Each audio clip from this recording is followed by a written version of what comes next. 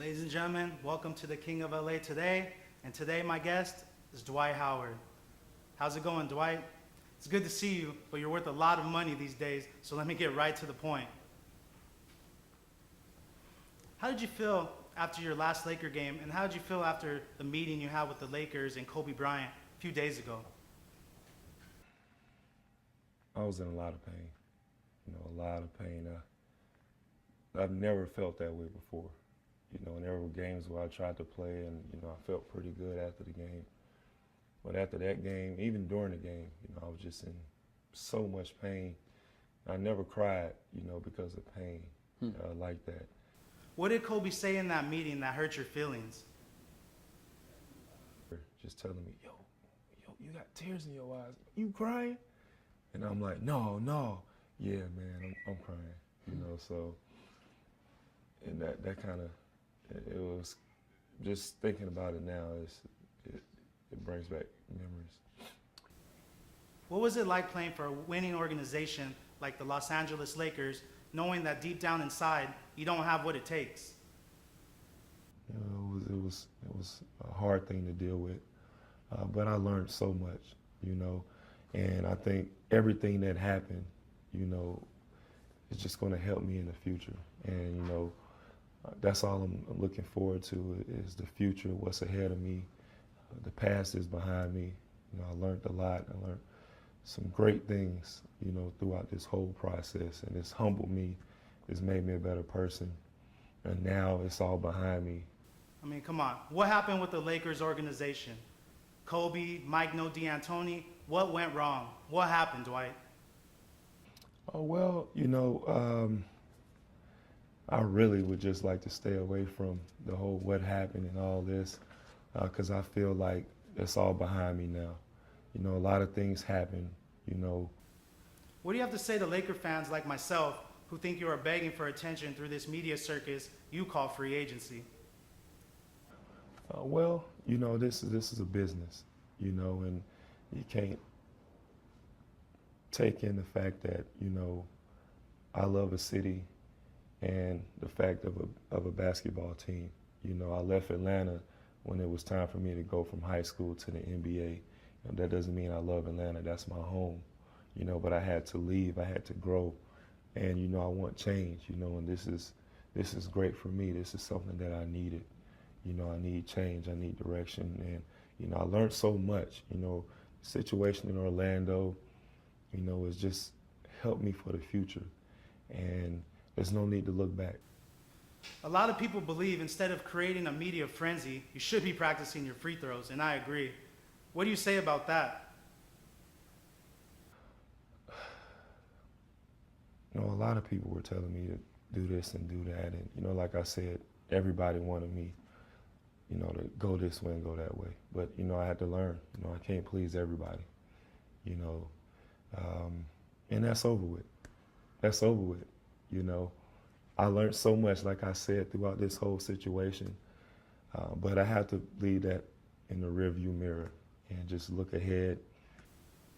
Why choose the Houston Rockets over the 16-time champion Los Angeles Lakers? Well, that was the team I wanted to go to.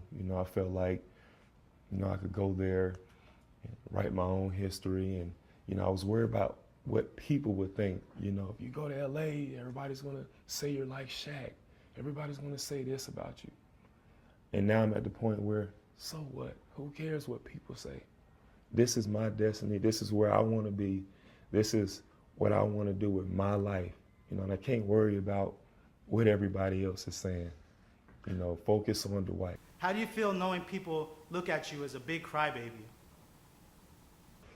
Well, it upsets me that people think, I'm a certain kind of way, but, I totally understand. You watch TV every day and people push out a certain message about somebody and you can believe it, but not until you get a chance to really know somebody. And I think a lot of people who've been around me, they know what kind of person I am. And throughout this whole situation, I've just really gotten stronger, as a person, as a man. What do you want to say to people like myself who say you're a big baby, that you're not a winner, and who say you take nothing seriously? There's no reaction from me. Um, my job is to go out there and play basketball and have fun, and that's what I'm going to do. Every guy that's been in the locker room with me knows what kind of person I am, knows what kind of player I am, and I've been the same way since I've been in the league, so I won't ruin anything. What do you think of the Lakers as an organization?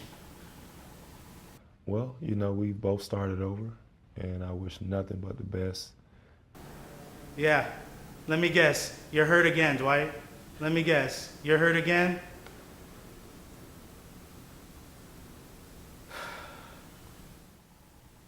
How do you think Laker fans will react when you come play against them at the Staples Center? I'll tell you to your face right now, I'll be there and I'm going to boo you like crazy. That's for sure. Well, every guy that's played there that's, left and came back has gotten booed, so it's going to be, I'm pretty sure there'll be a lot of boos, but I understand, I'm looking forward to what's ahead, and that's the only thing I can do. I love that city, I love the fans there. How do you feel knowing that myself, along with others, believe you are an attention whore and you will do anything to have the spotlight on you? I'm going to be who I am. Throughout this whole process, I didn't allow a lot of this stuff to change me as a person. A lot of people say I'm this type of person, that type of person. I'm not that kind of guy. If somebody needed help on the side of the road, I'll stop my car and help. That's what kind of guy I am. I've always been that guy. That will never change. What is something you want people to know about Dwight Howard?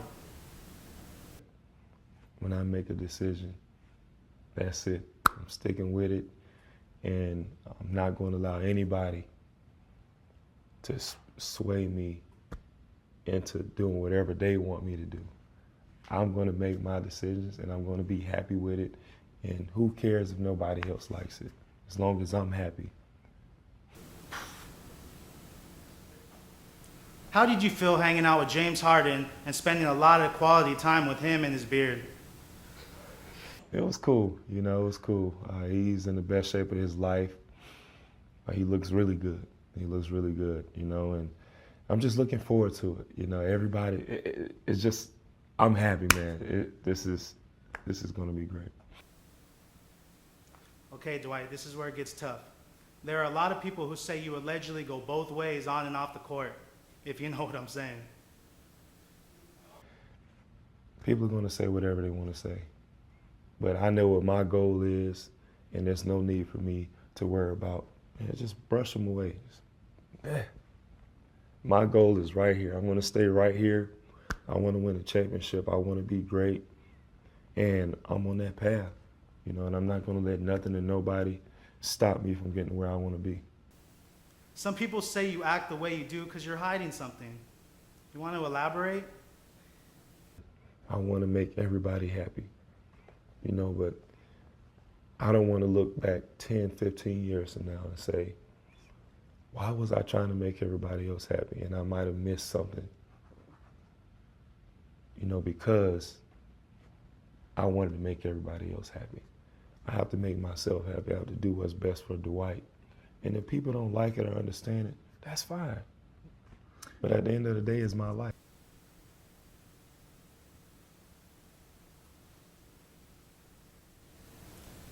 Your old friends say you're different. They say that you're Hollywood and you only care about Dwight Howard. I'm still the same person, but I understand now that I have to do certain things a certain way. I can't allow people to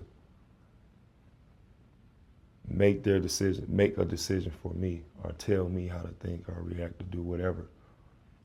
This is Dwight, this is what you're going to get, and you're still going to get a smile. How do you feel about leaving the pressure of winning with the Lakers? It feels good. It's something that I needed. It's something that I should have to get to where I want to get to. Being here with you, you do seem like a big baby.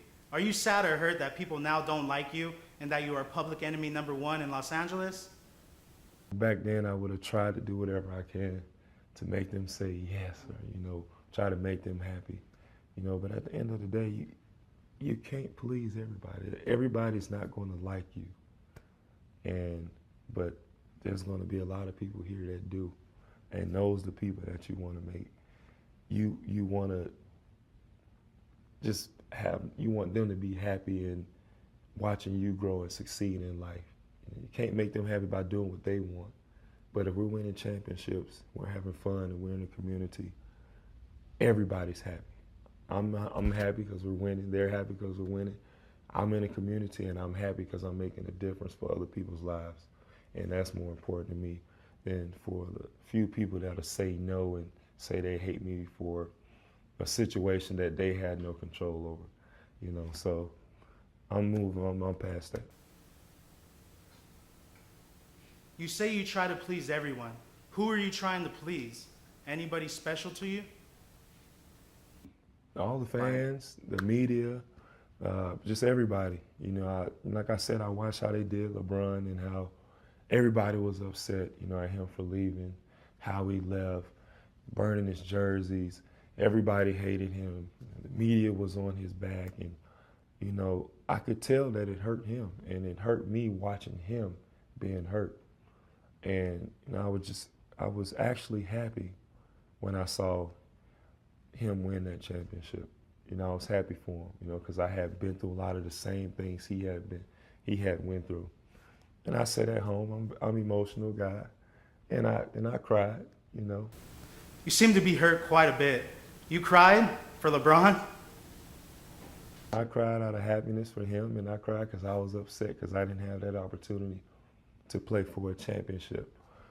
And I was thankful to have my friends, my family there to, help me throughout that. I was happy for him. When, I sat there, I'm happy for LeBron and Chris and, Dwayne and all those guys. It takes a lot to get to the finals and to win. And I was just happy to see where he came from. He felt like he had to prove so much. And all he had to do was go out there and play basketball. And he did it. You went from LA's biggest arrival to LA's most talked about departure.